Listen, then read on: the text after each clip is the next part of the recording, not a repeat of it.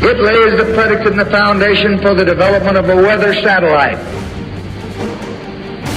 that will permit man to determine the world's cloud layer and ultimately to control the weather, and he who controls the weather will control the world.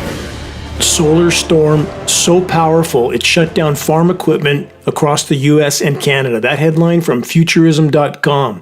From the report, a massive solar storm rocked the Earth's atmosphere with charged particles last weekend, triggering spectacular auroras in the night sky across a substantial swath of both North America and Europe. The storm, they say, was particularly devastating for farmers in the U.S. and Canada whose tractors and other equipment broke down in the middle of planting season. A fascinating and rare example of just how fearsome space weather can be, Futurism.com states. Despite our planet's protective shell, farm equipment receivers that combine GPS with other sensor data were hit particularly hard, and issues may persist going forward. First, how many more layers to this are there? How much aren't we being told for obvious reasons? How much worse was this aurora event due to the now highly damaged state of Earth's formerly protective atmosphere, most specifically the rapidly deteriorating ozone layer and rapidly increasing surface UV radiation levels, even with zero additional solar activity? We're now getting UVC on the surface, the last spectrum of UV radiation before X-ray. We all know how bad that is. Let's consider this statement from the AGU, the American Geophysical Union. Stratospheric aerosol injection, SRM, solar radiation management, is a method of solar geoengineering that reduces sunlight by increasing the amount of aerosol particles in the atmosphere, a process, AGU says, which can also cause stratospheric ozone depletion. Let's stop there. First, there's this to consider carefully. What connection might ionosphere heater installations like HAARP in Alaska, acronym HAARP for those who want to look up and do research on this installation, what part might they have played in the intensity of the recent aurora? High Frequency Active Auroral Research Program, that's what the acronym stands for. Not surprisingly, just as was the case after the recent devastating Dubai floods, Matrix Media did their best to discourage any public questioning of all the potential factors to consider with the recent aurora event. From so-called PolitiFact, this headline: Geomagnetic storm, not a HAARP experiment, they say, created dazzling worldwide northern lights display May 13th, 2024, because they say so. No connection to ionosphere heaters or any other form of geoengineering. They continue. The timing of the recent extreme aurora event coincided with research conducted at the High Frequency Active Auroral Research Program. PolitiFact then acknowledges this. HAARP is a research site in Gukona, Alaska that the U.S. military created in the 1990s. And they say this: HAARP can create an artificial aurora, but not one strong enough to create the display seen worldwide. Again, because they say so.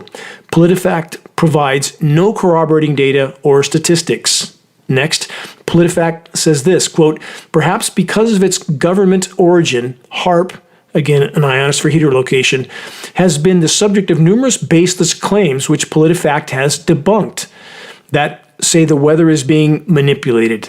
Again, I ask, how exactly has so-called PolitiFact debunked anything? Because they say so? Perhaps this is what they're referring to. They say HAARP's scientific campaign earlier this month had nothing to do with the aurora borealis. That's from spokesperson Becky Lindsay. She said this in an email to PolitiFact. This experiment, says spokesman Lindsay, is in no way linked to the solar storm or high auroral activity seen around the globe. Well, there you have it. Definitely nothing to see here. Let's all get back to political theater, Caribbean cruises on dying oceans, and even more ridiculous reality shows. There's nothing potentially nefarious and dangerous going on in our skies because spokesperson Becky Lindsay says so. PolitiFact doesn't even make clear exactly who this individual is a spokesperson for. Let's add more puzzle pieces, starting with this May 2nd announcement made directly by the HAARP program office. Again, dated May 2nd, 2024, addressed to amateur radio and radio astronomy communities from the HARP Program Office. Notice of transmission that will occur from May 8th through 10th. Question, how would we even know if they stopped on the 10th or on any other day for that matter? Next, let's rewind for some perspective. From Physics Today, this headline, HARP creates bullseye in sky. That's from 2009. From that report, one of the most visible results of the experiments since the facility upgraded its transmission power output from 1 to 3.6 megawatts, that's 3.6 million watts, is that they can create lights in the sky, the report says, that are similar to auroras. The technique works by using the high-frequency radio waves to accelerate electrons in the atmosphere, increasing the energy of their collisions and thereby creating a glow. There's more. Let's add this puzzle piece. It's from Smithsonian Magazine, Lighting Up the Arctic Sky with Artificial Aurora, 2013. From that report, HARP has produced many interesting and unexpected results. Perhaps most spectacularly, the report says, again from Smithsonian, is the production of an artificial ionosphere plasma. Another HARP experiment in the same series, says Smithsonian, heated an ephemeral ionospheric layer produced by an aurora. The resulting green spots were as bright as the aurora itself. Those extremely bright spots have since been reproduced, but are not yet explained. That's alarming, isn't it? They don't even know what they're doing and what the consequences may be. From spectrum.org, this, scientists in Alaska attempt to produce artificial aurora. From that report, some of the most impressive artificial aurora displays to date have been produced by HARP. They continue, heating the ionosphere directly allows scientists to conduct controlled experiments. Question, how can the so-called experts possibly know how catastrophic the coming consequences may be from treating our atmosphere as a physics lab and a weather warfare zone with tens of millions of tons of highly toxic elements being dispersed into our skies annually? And that's a figure that has been extrapolated from hundreds of precipitation lab tests. Answer. The so-called experts can't and don't know the consequences. But wait, many would say, they would never do anything harmful to themselves, would they? How many have taken the time to research Project Starfish Prime, the U.S. military's detonation of hydrogen bombs in the magnetosphere with absolutely no idea how devastating the damage would be?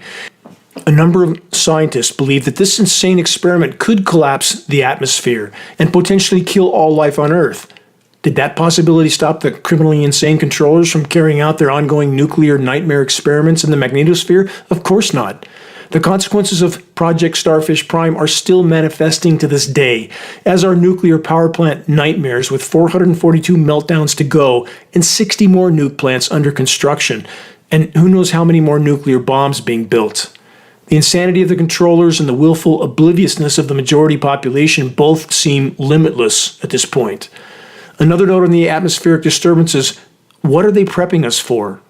New from the UK Daily Mail, how the geomagnetic storm that hit Earth last week could unleash wave of hurricanes. Connect that dot. They say lead study author Yang Wang, no, I didn't make that up, from Florida State University told the Daily Mail the role of solar activity in modulating tropical cyclone activity is complex.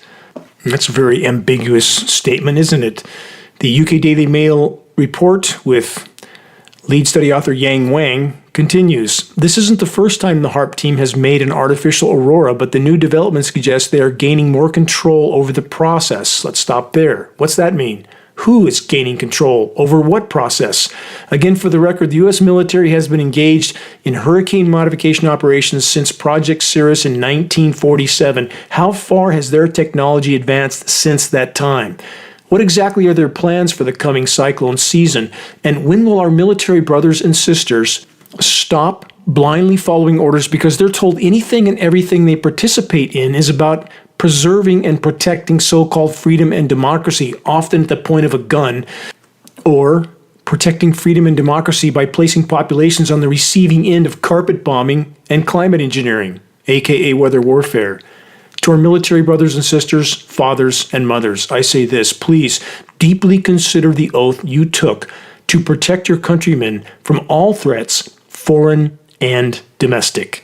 This is Dane Wigington. You're listening to the weekly installment of the commercial-free, non-political Global Alert News Report, the End of the World as We Know It broadcast, brought to you by Geoengineeringwatch.org, the largest and most visited website in the world on the subject of global climate intervention operations, aka weather warfare. Reaching a critical mass of awareness is the only way forward in this fight. We must reach a critical mass by starting a conversation on the climate engineering issue that leads people to a credible source of data. Geoengineeringwatch.org will continue all of our efforts to be the go-to source on covert climate engineering operations. One very effective way to start a conversation on climate engineering is with Geoengineering Watch awareness-raising materials available on our homepage.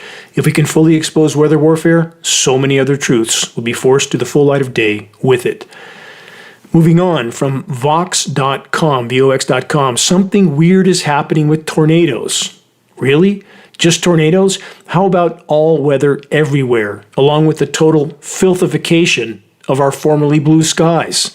And one more footnote, when you look up and see a sky crisscrossed with geoengineering aerosol dispersions that expand, linger, and often cover entire horizons, stop and consider how many untold tons of toxic nanoparticles it takes to blot out the entire sky, all of which soon settles to the surface and contaminates every breath we take, along with all food and water supplies.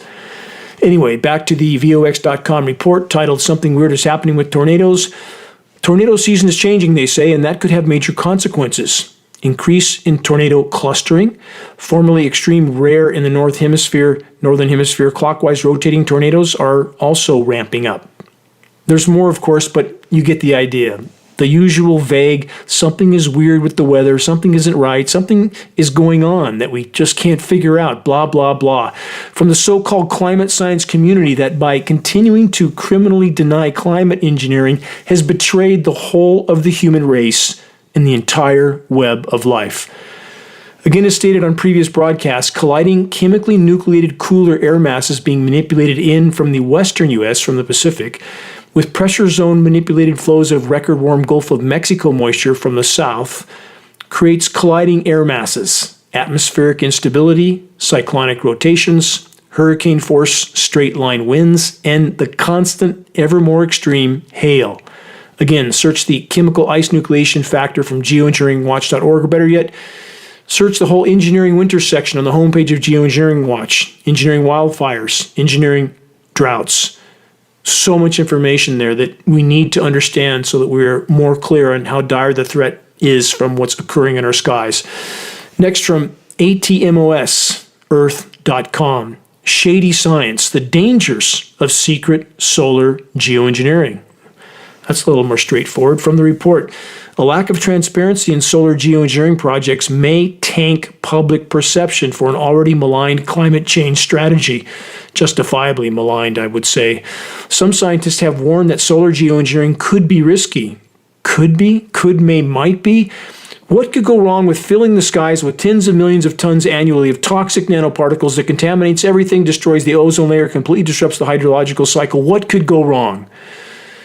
Let's stop there in this report. First, is it actually any wonder why the public isn't going to embrace having their weather completely derailed and their entire world contaminated by the most insane activity ever deployed by the human race, climate engineering? And that's saying a lot, because the human race, taken as a whole, has treated the planet and life on Earth with unimaginable contempt. That's the fact of the matter. There's no rationally arguing that conclusion. AtmosEarth.com then quotes Dr. David Keith of the University of Chicago, who said this: I personally don't see a lot of environmental risks at the experiments that are being proposed now. End quote. This is the same Dr. Keith that stated spraying our skies with millions of tons of aluminum nanoparticles was, quote, not really a moral hazard, but just, quote, free riding on our grandkids. Better yet, let's listen to Dr. Keith in his own words. The following compilation of statements is mostly David Keith. His voice is easily recognizable. The other voices heard in this 6+ minute video interacting with Dr. David Keith, again, who is the world's most recognized geoengineer, is former U.S. Department of Defense scientist and second most recognized geoengineer in the world, Dr. Ken Caldera, former CIA Director John Brennan, geoengineer Alan Robach, Stephen Colbert, many know who he is from the nightly talk show he has had for a long while, and myself. confronting Dr. Keith at an international climate engineering conference. Again, listen for Dr. Keith's voice and all that he states. Here it is. The fact, an uncomfortable fact, but it is a fact, that we have the technical ability to do this. They are all fast acting, they are cheap, and they are fundamentally imperfect. There are problems of how you control something where an individual country can have tremendous leverage over the whole planet's climate, and where there are winners and losers in ways that really could be unpredictable. And I mean, not to frighten you, but I think you could imagine scenarios that lead to war. Another example is the array of technologies, often referred to collectively as geoengineering, that potentially could help reverse the warming effects of global climate change.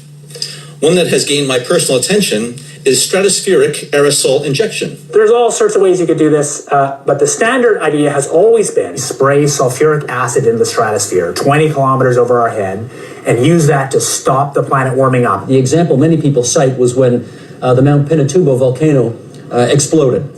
And all of this ash went into the air and had a cooling effect on the Earth. And so people have long proposed since the mid-60s that you could artificially add dust to the stratosphere and cool the planet. Not that this would be a good solution for global warming, it would not. But it does show the way we're steadily developing the powers to manipulate the planet with comparative ease. That sulfur in the lower atmosphere is masking some of the climate warming from CO2. So is this the global dimming or something? Yeah. Their leading idea is basically to emulate what big volcanoes do, put material in the stratosphere to reflect sunlight. So the problem is the following. If you add SO2 to the stratosphere, SO2 doesn't condense. So you might want to put alumina in. Alumina has a very high nice refraction. It's very small. It doesn't coagulate. And you can engineer particles that have particular properties. You can get them out of the stratosphere. You can concentrate particles near the poles. Costs are so cheap that the richest people on the planet could perhaps afford to buy an ice age. It's extraordinarily cheap. I knew it was cheap when I found that they were quoting me in tons. It's also true that particles, as they get bigger, fall out a lot faster. We sort of step back and think, okay, well, how would you actually make particles in the stratosphere? This is really engineering now. If it was aerosols in the stratosphere, it would likely be put there by airplanes. Start with a fleet of just 2 or 3 kind of modified business jets. The basic idea is that if you let a plume off in an aircraft by just changing some little details, you can actually get much smaller particle size distributions by doing this kind of spraying. So there are all sorts of side effects. I'll get to them in a second. But if you put sulfuric acid in the stratosphere, for example, you could deplete stratospheric ozone. Smaller size means more surface area, but more surface area means less ozone.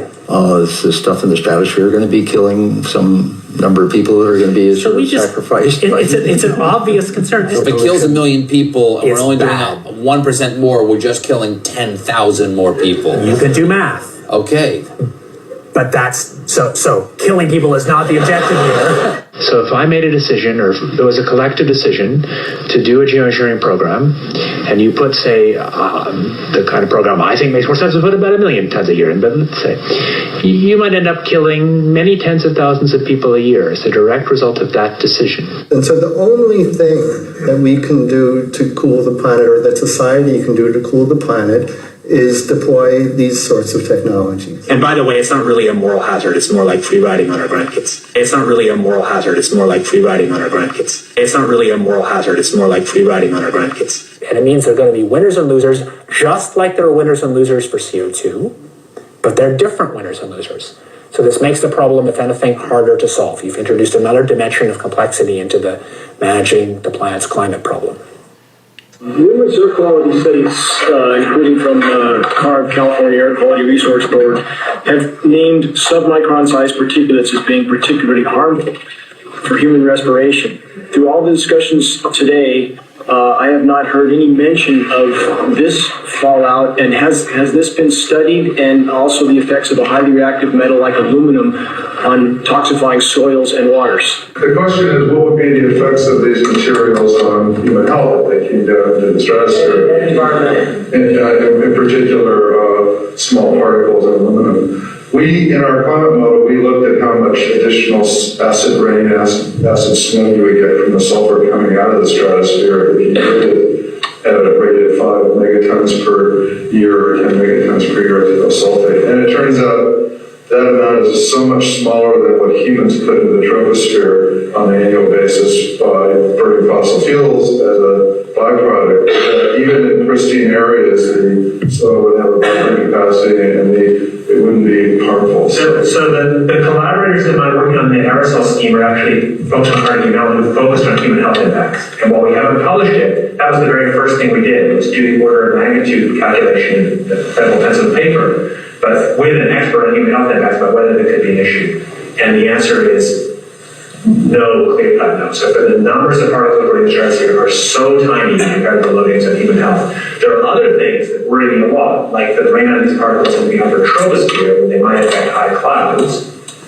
And for aluminum or other particles, there are a lot of toxicological things that need to get looked at seriously. But if you're just thinking about the sheer number of particles and the human health impact of small particles, the answer is, well, we haven't published it. That was the first thing we looked at with some of the leading experts who do epidemiological research on human health impacts, and it's not even close to the issue. So 10 megatons of aluminum dumped into the atmosphere will have no human health impact. So let me be more careful here. We're separate out the toxicological, so the aluminum we've only begun to research and publish nothing. The question I was asking was purely about particle numbering. What we did is we said, look at some global estimates now. We have aerosol global estimates that were built for epidemiological purposes of the global loading of aerosols in terms of health impacts. And we said if we added on top of that what we're doing from the stratospheric aerosols, could it have any impact? And the answer is that was totally irrelevant. But that was just one particle number. We haven't done anything serious on alumina, and so there could be something terrible that we'll find tomorrow. We haven't looked at it. We haven't done anything serious on alumina, and so there could be something terrible that we'll find tomorrow. We haven't looked at it. So how's that for an expose of insanity from the so-called climate science community and the former head of the CIA? In the final statement from the world's most recognized climate engineer, Dr. David Keith, there could be terrible things that happen tomorrow that we just haven't looked at. The atmosearth.com report then states this: the risks of geoengineering remain murky. They say the National Oceanic and Atmospheric Administration, NOAA, is currently conducting congressionally mandated research into these programs. Well, I feel so much better. The criminals are going to investigate themselves, and are we to expect an honest answer from NOAA that, like the National Weather Service, has an illegal federal gag order on all agency operations? What a surprise. A final excerpt from the Atmos Earth report. Quote, "We're going to see a much larger backlash down the road if we do things in a way that is not open and publicly accessible." That's a statement from Shochi Talati. That's the founder and executive director of Alliance for Just Deliberation on Solar Geoengineering. Let's stop there. Can there actually be anything just about decimating the planet with the most destructive human activity deployed to date? And that's saying a lot. I think not. There's nothing benevolent in these operations. Nothing. Question: which part of the equation we face is the most deeply alarming? The fact that the Planet Earth Truman Show is currently being controlled by various factions of clinically insane criminal cabals? Or the fact that the vast majority of so-called society is hopelessly asleep at the wheel with their eyes wide shut, and worse, with no apparent sense of responsibility to the whole, aka the climate, environment, and ecosystems that have so far allowed us to survive on this miracle planet, but which are breaking down by the day, with the completely out-of-control climate intervention operations raging in our skies and further fueling the overall implosion of everything, making the overall heating of the planet worse overall, not better, while contaminating virtually the entire biosphere in the process. Climate engineering is weather warfare, nothing less. But of course, the powers that shouldn't be are doubling down on their official denial of geoengineering operations, and sadly, again, though not surprisingly, I hope this changes, the vast majority remain all too willing to look the other way, and that definitely doesn't mean looking up, which far too few have so far been willing to do. Heads buried in the sand till the moment of impact, none of which bodes well for the future of our species or life on Earth. Next from the New York Times, "It's not your imagination, your allergies are getting worse." That's the headline. With that New York Times headline in mind, let's ask this question: allergies to what? Pollen? Or nanoparticle fallout of heavy metals, polymers, surfactants, graphene, and God knows what else? Yes, just normal allergies, we're told, while every other commercial on Matrix Media exposes Big Pharma's latest concoction to hide the symptoms of the epidemic of breathing disorders. Try not to breathe. because our air is getting rapidly worse. Back to the bigger picture and the gutless, morally bankrupt matrix minions that are trying to hide the truth for a paycheck and a pension. From AFP.com, Brazil's catastrophic weather spawns spate of conspiracy theories by Maria Eduarda. Edaurda. Keep that name in mind as I continue. The climate catastrophe that has struck southern Brazil, killing more than 100 people and displacing nearly 2 million, has also spawned a spate of, quote, bizarre conspiracy theories, some involving jets, vapor trails, and weather antennas in faraway Alaska. As often happens, the report says, at times of disaster and great uncertainty, several of these theories have gone viral on social media. Let's stop there for a moment. First, the AFP.com report has the audacity to call a completely reasonable and rational conclusion based on all available data a bizarre conspiracy theory. All need to see through the smokescreen. The conclusion that what nearly the entire global climate science community has been advocating for years now, to have jet aircraft spray our skies with sun-blocking particles for the stated purpose of blocking out some of the sun's incoming thermal energy that has long since been deployed with catastrophic consequences and without public knowledge or consent, and that's a, quote, bizarre conspiracy theory? And why would that be? Is it because we're taught, trained, and programmed to believe from birth that the criminal cabal masquerading as the U.S. government would never do anything illegal, immoral, or highly destructive to fulfill its own agendas without public knowledge or consent? Would they? Really? Here's the truth. That's business as usual. And about the spraying of our skies, it isn't speculation, conjecture, or theory. It's a film footage and lab test proven fact. Please take the time to view the groundbreaking Geoengineering Watch documentary, The Dimming, if you want to see the facts with your own eyes. And about the insinuation of the AFP report, again authored by one Maria Eduarda, who should be sent a link to the Dimming documentary so she has no excuse for her blatant disinformation, as she states that HAARP, weapon of mass destruction, is just, quote, a weather antenna? This question comes to mind. Do the climate engineering cover-up so-called journalists just make it up as they go? Short answer, yes. More from the AFP Climate Engineering cover-up article. What's happening in Rio Grande do Sul is definitely not natural. That's one woman's statement on the platform known as X, Twitter. Let's open our eyes, she said. That's a Brazilian, again, from the region. She blames something called HAARP, the report says, High Frequency Active Auroral Research Program, a U.S. project that studies the ionosphere using huge antennas in Alaska.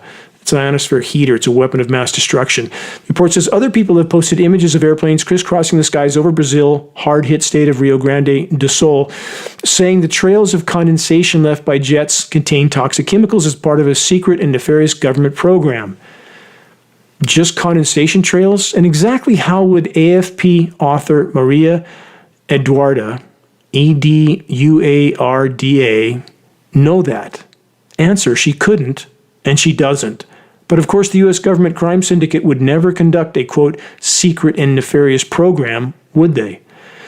Their aerosol dispersion trails are not condensation, and the HAARP ionosphere heater installation isn't just, quote, antennas. Ionosphere heater, again, a covert weapon of mass destruction, nothing less. AFP continues with this. Taken together, the theories paint an ominous picture that somehow denies climate change. Wait, really? How does exposing climate engineering deny damage to the climate? From other sources, Geoengineering Watch has absolutely always fully acknowledged all forms of human-caused damage to the climate. What's really going on in matrix-controlled media is the systematic denial of climate engineering. More from the AFP report. While blaming governments and scientific institutions that supposedly, they say, are orchestrating planned tragedies for murky motives, what's murky about crushing crops to control populations? That's a stated objective in U.S. military documents. Why would they not do this? Owning the weather in 2025 is a force multiplier. There's so many documents that allude to exactly this, that this being a covert weapon of warfare with which populations can be brought to their knees without those populations ever even knowing they're under assault. And we have this, again, blanket, factless, dataless denial coming from those who are tasked with confusing and dividing the population as to what's happening in our skies. She says, then, these theories ignore the overwhelming scientific consensus that climate change is almost certainly behind a global increase in extreme weather events. Again, AFP author Maria Eduarda tried to falsely paint this or that scenario, a strategy that the power structure often uses, as George Bush Jr. moronically stated when he was the U.S. president's sock puppet, quote, "You're either with us or you're with the terrorists." Look in the mirror again, Mr. Bush. I've said this before. The two options are one and the same. It's not a this or that equation. Anything that affects the energy balance of the planet is a part of the problem. Intentionally intervening in the Earth's life support systems for any purpose, and this is certainly not benevolent motives, is bad, can only cause irreparable consequences, and that's exactly what's occurring.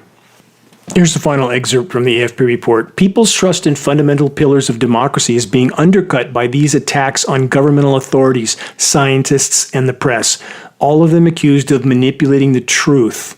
The challenge, AFP says, is to raise public awareness about what is happening and help people understand what is true and what is false. End of excerpt. And that's the bottom line. Matrix Media is tasked with attempting to shame anyone that dares question the official disinformation, denial, and propaganda. Look up, carry out honest, objective research, and then decide what is true and what isn't. Viewing the groundbreaking climate engineering documentary, The Dimming, and sharing this climate engineering awareness tool is a great place to start. Next, and so it begins. Again, perhaps even worse this time, and coming from the north and the south of U.S. borders. From theconversation.com, wildfire smoke is back. Fires burning across Canada are already triggering U.S. air quality alerts in the Midwest and Plains. Dozens of wildfires are burning across Canada in May of 2024 and sending unhealthy smoke blowing into the northern U.S. again. At the same time, the southeastern U.S. is getting smoke from Mexico, where drought conditions have been fueling fires. In the meantime, the U.S. South and Southeast are underwater. Drought, deluge scenarios, the hallmark of climate intervention operations.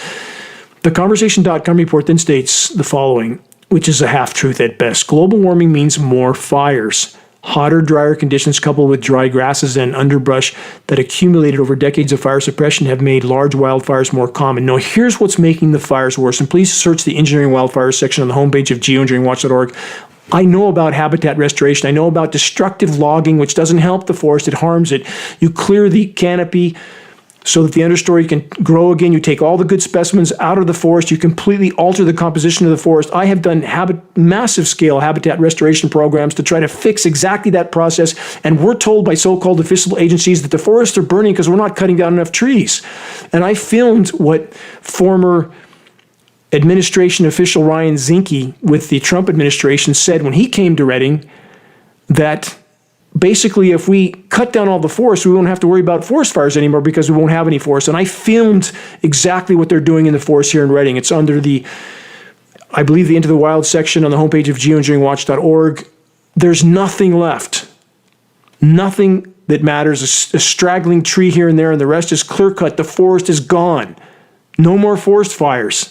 So here's the most fundamental factor fueling the fires. With climate engineering cutting off the flow of precipitation to large swaths of forest, drying them out, the rain that does fall is toxic, contains elements like aluminum nanoparticles, which peer-reviewed study proves triggers root systems in trees and flora to stop nutrient uptake, thus dying a slow and protracted death, kills soil microbiome, creates more dry lightning because these are electrically conductive particles that are also desiccants, so it dries out the storms and creates more dry lightning.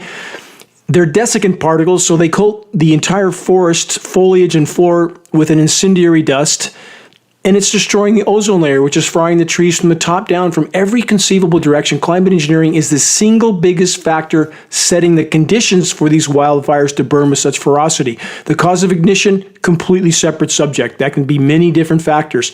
What's establishing the conditions for these fires to burn with such ferocity? Please, there are motives behind this that relate directly to climate engineering. It's complex. Please search Wildfires Serve Geoengineering Agenda at geoengineeringwatch.org and the Engineering Wildfires section to learn what very few want to know and are willing to face. A final response to the Conversation.com statement that just the simple warming of the planet would create more wildfires. Stop and consider the laws of physics make clear it must rain more overall on a warming planet, not less. And I realize there are devastating deluges coming down in places, but there are also catastrophic droughts occurring with far more frequency than they should on a warming planet in which the atmosphere holds 7% more moisture for every degree C of warming. Must rain more on a warming planet. If it's not, there's a factor we're not being told about. That factor is climate intervention operations. And about all that climate engineering fallout, which includes polymer nanoparticles, as lab testing has long since proven, an updated report from neurosciencenews.com, Microplastics Journey from Gut to Vital Organs. Summary. This is an ongoing acknowledgement of what's occurring in our systems. A new study highlights the alarming infiltration of microplastics into the human tissues, including the kidney, liver, and brain. The study investigates how these tiny particles, commonly ingested through water, food, and air, breach the gastrointestinal tract to affect major organs and metabolic pathways. That doesn't sound good, does it? From the New York Times, cloud brightening study in California is halted by local officials. Researchers had been testing a sprayer that could one day be used to push a salty mist skyward, cooling the Earth. Officials stopped the work, citing health questions. The experiment, which began on April 2nd, marked the first time in the United States that researchers had tested such a device outdoors. On May 4th, the city of Alameda wrote on its Facebook pages that it had instructed the researchers to stop, citing possible health concerns. The city is evaluating the chemical compounds in the spray to determine if they are a hazard, either inhaled or an aerosol formed by humans and animals landing on the ground or in the bay. Question, is this shutdown of completely meaningless and meant to distract smoke and mirrors experiment anything more than symbolic at best? No. Virtually meaningless as climate intervention operations rage on in our skies, and no air quality testing even looks for, let alone acknowledges, the tens of millions of tons of nanoparticle fallout from climate intervention operations.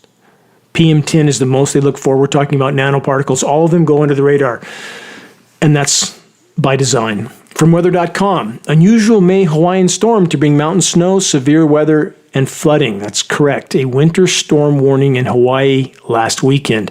They say a rather strange weather pattern is affecting Hawaii for this time of year that will bring snow over the mountain summits, up to 6 inches of snow accumulation. Yes, it has snowed in Hawaiian summits historically in the past, in the winter. And even then, we don't really know what's normal or not, do we, given the fact that chemical ice nucleation patents go back to at least the 1950s.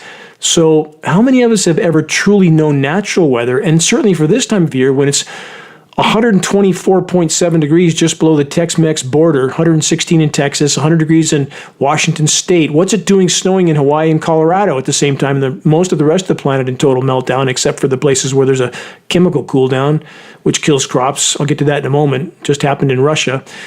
Let's add another log to the fire from MSN. Turbulent weather across the globe presages summer risks. String of unprecedented weather and climate events has struck multiple continents in recent weeks, killing hundreds and displacing many more. The extremes that have been occurring this spring are happening in a world that has seen global average temperatures increase by about 1.2 degrees C, 2.16 Fahrenheit, compared with pre-industrial levels. No, not true. Frontline uncensored temperature data indicates that we're likely past 3 C over pre-industrial temperatures right now. The climate engineering flash chemical cool downs help to cover up this data. Next, a key part of the equation on which our collective futures depend. The following is a core feedback loop that is radically accelerating meltdown. From the Center for Arctic Gas Hydrates, methane release rapidly increases in the wake of melting ice sheets. Melting of the Arctic ice sheets caused rapid methane release from the ocean floor during the last 2 deglaciations, according to a new study in geology, which concludes that a similar release is likely to happen today. It's already underway and should be included in climate models, say the scientists. But it's not in the models, not in the calculations, and that isn't an accident. Trying to hide the looming tidal wave of total collapse until the last possible moment. That's the agenda of the matrix manipulators. Keep populations from panicking until it's far too late. On that upbeat note, you're listening to the weekly installment of Global Alert News, the Bad News Broadcast. Installment number 458, May 18th, 2024. This is Dane Wigington, your host. Global Alert News is brought to you by Geoengineeringwatch.org, the largest and most visited website in the world on the subject of climate intervention operations, known as geoengineering. Recordings of the commercial-free, non-political Global Alert News Hour can be found on the homepage of geoengineeringwatch.org under the recent column and on the Dane Wigington YouTube channel. Geoengineering Watch wishes to express our deepest gratitude to those that have helped us to expand our reach and thus our voice in this desperate last-hour effort to sound the alarm. If you're on our email list, please put us on your email contact book so that our mailouts don't go to the spam files. Please help us to share the groundbreaking documentary The Dimming, which fully exposes the climate engineering atrocities, now with well over 10 million views. The best way to share is by circulating the direct link to The Dimming by email directly from the homepage of geoengineeringwatch.org. Sharing directly helps us to overcome social media censorship. When viewing our YouTube of The Dimming or Global Alert News or any other Geoengineering Watch video on YouTube, please subscribe, share, and comment, all of which helps us to circulate critically important data to a much wider audience. About reaching those that still aren't looking up, here's one way. Start the conversation with Geoengineering Watch awareness-raising materials, which can be found on our homepage. Our only goal to provide activists what they need to move this fight forward. Our very high-quality printed color materials are passed on for less than our cost of producing and shipping. Again, our only goal to move this battle forward as fast as possible. We have Geoengineering Watch hoodies and shirts. Photos of both are on the homepage of geoengineeringwatch.org. We have scannable business cards and bumper stickers, all effective tools to help strike up a conversation on the climate engineering issue. Again, reaching a critical mass of awareness is the only way forward in this fight. If we can expose it, we can stop it. If you're willing to share a picture of yourself with a Geoengineering Watch shirt or hoodie, perhaps at a local market or somewhere busy, please send your photo to us so that we can post it as part of our activist compilation, which is now part of our materials page. The images encourage others to make their voices heard in this all-important battle to sound the alarm. And as always, my deepest thanks to everyone who is committed to this must-win fight for all that matters. Pressing on, more bad news from MSN.com. North Atlantic's searing heat wave signals ominous hurricane season ahead. They're already telling us what the scheduled weather is going to be. Relentless marine heat wave in the North Atlantic Ocean set the stage for what may be one of the most active and perilous hurricane seasons in recent history. They're already stating it will be the worst ever. We'll see if they follow through with that. For an uninterrupted span of 421 days, temperatures in these waters soared to levels not only shattering daily records, that's each and every day, but often exceeding them by substantial margins. The report continues, the remarkable duration and intensity of this heat wave has left scientists deeply unsettled. The phenomenon, however, is not isolated to the North Atlantic. The entire planet's oceans are ablaze with heat. Again, one ocean. All connected. The perils of extreme ocean temperature are stark, acting as fuel for tropical cyclones and heralding more active hurricane seasons with storms of greater magnitude and strength. Not only do they amplify risks to human health by increasing heat and humidity over land areas, but they also pose significant threats to marine life. Oceans are dying all around the globe, food stocks dying, several billion individuals on planet Earth depend on the ocean for their protein, and bottom line, there's no legitimate discussion about any of this without including climate intervention operations and their part in all of this. It's not a this or that equation. It's all the above.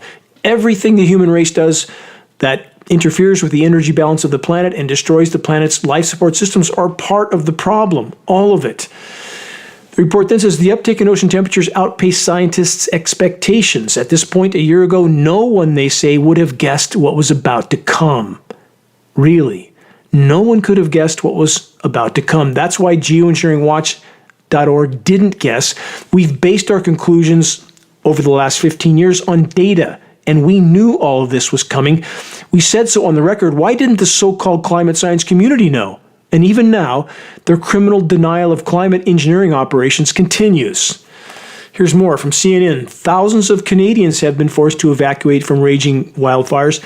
Now the smoke is making air quality dangerous. Went over part of this earlier. This is a parallel article. Residents in northeastern British Columbia were under an evacuation order last Saturday afternoon. AP News. Wildfire in Canada's British Columbia forces thousands to evacuate. Winds push smoke into Alberta. And about the smoke.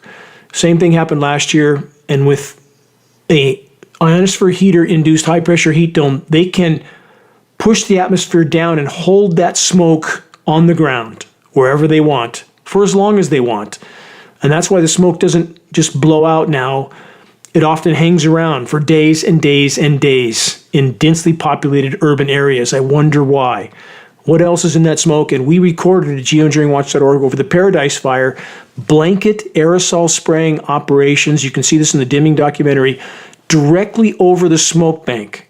Whatever that's about, it's not climate engineering.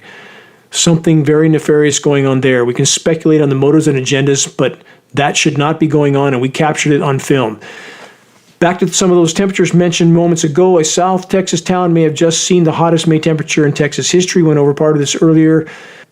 According to the Weather Prediction Center, La Puerta, Texas reached 116 degrees.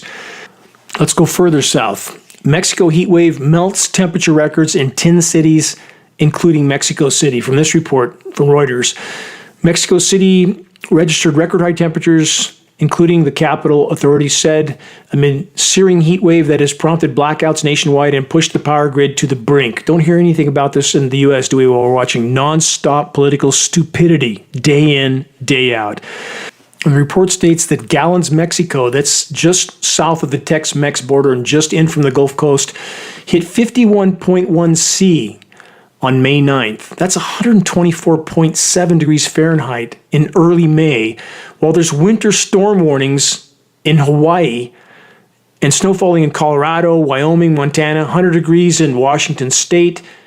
What's wrong with this picture? How can people not know something is radically wrong about engineering winter weather? Please search Chinese scientists create engineered snowstorms. Lots of mainstream media coverage on that. Happening here on an even bigger scale, wherever there's enough moisture for them to do so. And when it doesn't come down in what is called, quote, snow, it's baseball and softball size hail every storm now, and people consider it normal. Let's keep going from AP News. Hot history. Tree rings show that last northern summer, Northern Hemisphere, was the warmest since year 1. They mean 1 BC. A new study in the journal Nature uses well-established methods and records of more than 10,000 tree rings to calculate summertime temperatures for each year since year 1. No year even came close to last summer's high heat. Though there are obvious limits to how far back tree ring data can go, when all available paleo data is considered, like corals and ice cores, the timeline can be calculated much further back. Thus, these reminder headlines from late last year, when it wasn't quite as hot as it is now. From Popular Mechanics, July 2023, hottest month in 120,000 years. From Reuters, later in 2023, this year virtually certain to be the warmest in 125,000 years. Why climate change is making some animals more nocturnal. Let's throw that in. Why do you think? And we see this in our forested area as well, because they don't want to get scorched in the sun in the searing UV. It's burning foliage on trees. Of course, animals want to stay out of the sun. We see, even in early spring, in some of the pastures in Northern California, early morning hours, and the cows are already hiding in the shade. That's not normal. The sun is incredibly intense on our skin, on surfaces. Obviously, something is radically wrong, and people go about their lives like nothing is going to ever change. Time to wake up. The reckoning is here. It's unfolding now. From ifpress.com, unprecedented warming could be ocean feedback. From that report, a heat wave is a random phenomenon that comes and goes in certain seasons for a period of some days. A climate feedback is forever. What that means is that the likely 50-plus feedback loops that have already been triggered with climate engineering core to all of this, but not the only cause. People in alt media that keep wanting to claim that, or in other circles of political special interest, to want to claim nothing wrong with the planet or the environment, or the only thing wrong is climate engineering. Both statements, both conclusions, patently false. Every form of human activity that affects the energy balance of the planet and the life support systems is a part of the problem.